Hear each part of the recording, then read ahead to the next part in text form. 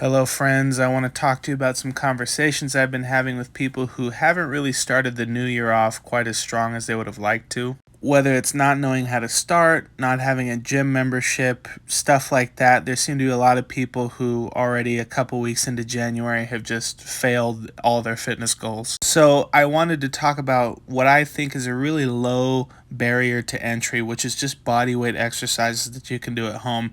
They're really easy. They're not something that you're going to have a high likelihood of hurting yourself with because there's no weight involved.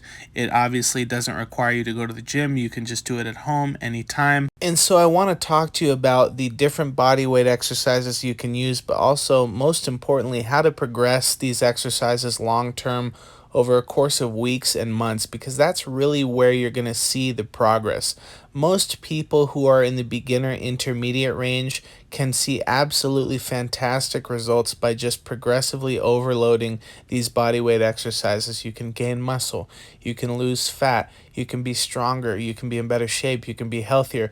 All of these things are attainable if you progress the training appropriately and in a sustainable manner.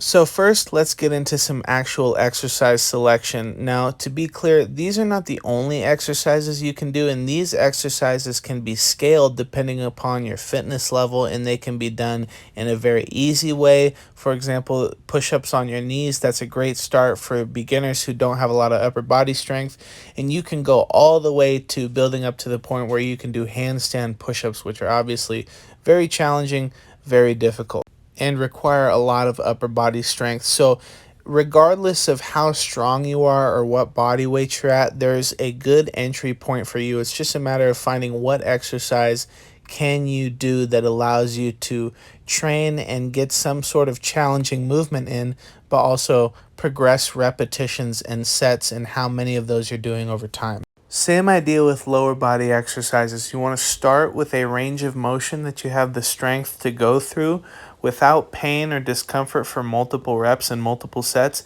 And then you can progress not only the volume, but the range of motion of the movement over time. You can start doing squats on something like a high chair and then progress to the point where you can do a squat all on your own without the assistance of a chair. And then over a course of months, or for some of you years, you can get to the point where you're doing squats with weight, or even something like a pistol squat, which is a single leg squat all the way down to the floor. And what I would recommend for most of you is to pick 2 or 3 exercises that you're comfortable with, that you're confident that you can do and progress the volume with.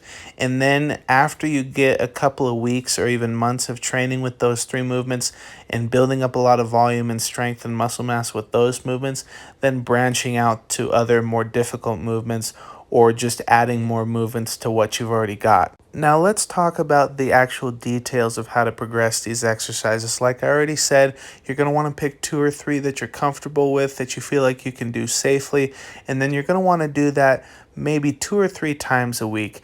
If your schedule prohibits you from doing it more, or maybe you just don't have the motivation to do so, once a week is okay. I've had people have a lot of great success with 1 workout a week, but I would really recommend at least 2 or 3 times a week if you can manage it. Each time you exercise, you're going to want to do about 5 reps of each movement, and you're going to want to stop about 2 or 3 reps short of failure. If we push too close to failure too often, we have a higher potential to run into pain or maybe even an injury. And by working out with a submaximal intensity, we also allow a little bit more room for progress in the long run.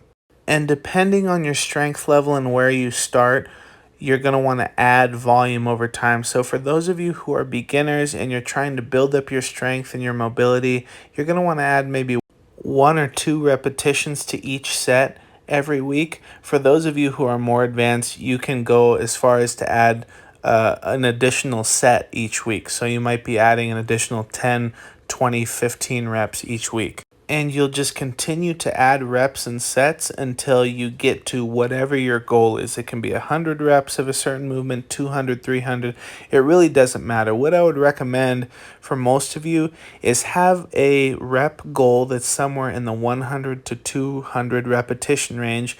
And then once you're able to get to that in a workout, move on to a more difficult exercise. The higher we push the reps and the sets and we're starting to get into that 200 repetition range, we're really not building any more muscle or building any more strength at that point. It's more of an endurance exercise, which is not wrong, but I think for most of you it's going to be beneficial to move on to a more difficult variation of the movement so that you can further build your strength. So just to give you an example of what I do for my body weight workout, I do a giant set of 10 burpees, 20 lunges, and 10 body weight rows. And a giant set means there's no rest in between exercises. And then once I've done one set, I'll rest anywhere from 1 minute to 5 minutes, depending on how I feel that week. On weeks where I feel good, I try and keep it at 1 minute and really push my conditioning. But some weeks I don't feel good or I'm not feeling motivated.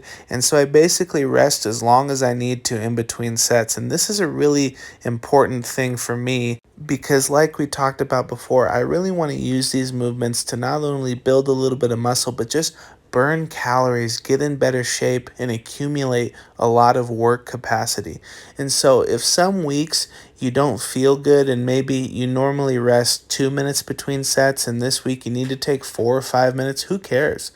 If you're adding reps and adding sets to your workout each week, that's the biggest thing.